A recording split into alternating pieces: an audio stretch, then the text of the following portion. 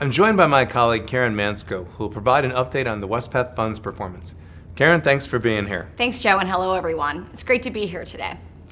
The markets were positive for the second consecutive quarter after having an extremely volatile 2022. Given these positive results, how did the Wespath funds perform for the quarter? That's correct, Joe. Though despite this positivity, there was still quite a bit of turbulence within the quarter.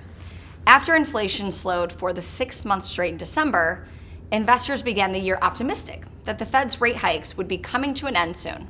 With this said, the U.S. markets were up roughly 7% and international markets were up 8% in January. Moving into the month of February, inflation proved to be a bit sticky, resulting in concerns that the Fed would need to continue a more hawkish stance in the near term. The U.S. markets ended the month down 2.3%, and international markets were down 3.4%. As we entered the final month of the quarter, the financial sector came under considerable pressure after 2 U.S. regional banks failed and Credit Suisse was rescued by UBS. Fortunately, the U.S. markets ended the month of March up 2.7%, and international equities were up 2.1%. With this said, you can see that the Wespath equity funds ended the quarter in positive territory, with both our U.S. and international equity fund up 6.8% to 7.3% net of all fees. I'll review the individual contributors and detractors of the fund's performance here in a moment.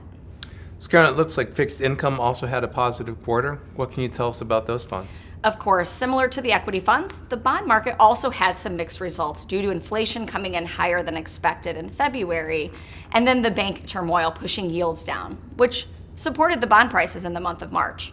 You can see on the chart that the fixed income fund and the inflation protection fund ended the first quarter positively. The positive performance of both our equity and fixed income fund led to our flagship balanced portfolio, the multiple asset fund, ending the quarter in positive territory. Thanks for that update, Karen. Can you tell us about trailing results? Yes, it's great to see the funds end the quarter in positive territory. Unfortunately, the gains we saw did not fully offset the declines we experienced in both stocks and bonds last year. But returns have improved since the end of 2022. If you look at the 3-year, you see that the multiple asset fund was up over 10% net of all fees, and the equity funds posting strong double-digit absolute returns. So Karen, before we move on to the next chart, are there any other updates on the funds that you wanted to share? I just have one update that I want to note. In February, we updated the benchmark for the Inflation Protection Fund. This fund is a unique fund and was created to protect our clients' portfolios against unanticipated long-term inflation while providing income. The fund has diverse holdings, and there aren't ready-made benchmarks currently on the market that encompasses the underlying strategies within the fund. Therefore, we've created a custom benchmark. The prior benchmark included both U.S. and non-U.S. inflation-linked bonds, plus had an allocation to commodities. The beginning of February, we adjusted the benchmark to remove the non-U.S. inflation-linked bonds. Therefore, the benchmark is comprised of U.S. Treasury inflation-protected securities and commodities. The rationale for the new benchmark is that it has fewer components, which makes it easier to understand. It's more comparable to our peers and better reflects the exposures of the fund. Thanks for that update, Karen.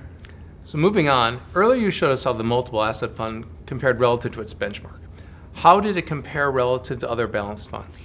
This chart showcases the multiple asset fund versus a universe of balanced funds. This slide measures how our balanced fund performed relative to other balanced portfolios and funds that are currently on the market. We're using a universe that is compiled and maintained by Investment Metrics, which is a well-known reporting provider in the investment industry. Looking at the chart, you can see the multiple asset fund has performed in line with the median for the 1 year and above the median for the 3, 5, and 10-year time horizons.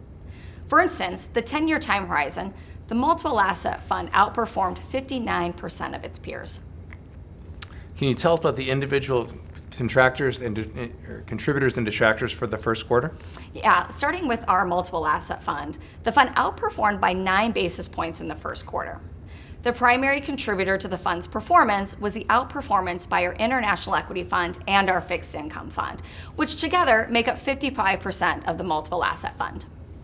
So you mentioned earlier that despite the quarter being volatile, the equity markets ended in positive territory. How did our equity funds perform in the first quarter on a relative basis? Starting and looking at the U.S. equity fund, this fund modestly underperformed its benchmark by 28 basis points for the quarter. But let's start with the positives. During the quarter, we saw value stocks underperform growth, which was primarily due to the decline in financials and specifically regional banks, which are value companies. Therefore, the fund's underweight to large cap value stocks contributed to the performance. Also contributing positively was the outperformance of our active managers within the fund due to their strong stock selection in information technology and consumer discretionary sectors. It's particularly interesting, given that I recently read an article in the Wall Street Journal stating that most active managers struggled in the first quarter due to their bearish positioning. It's great to hear that our active managers did well in this market. Any further updates on the U.S. equity fund? I do quickly want to note the detractors to the performance. Unfortunately, the contributions I noted earlier were offset by the fund's underweight to mega cap stocks, which were up 29% for the quarter. Also, the fund's overweight allocation to small and mid cap value stocks detracted.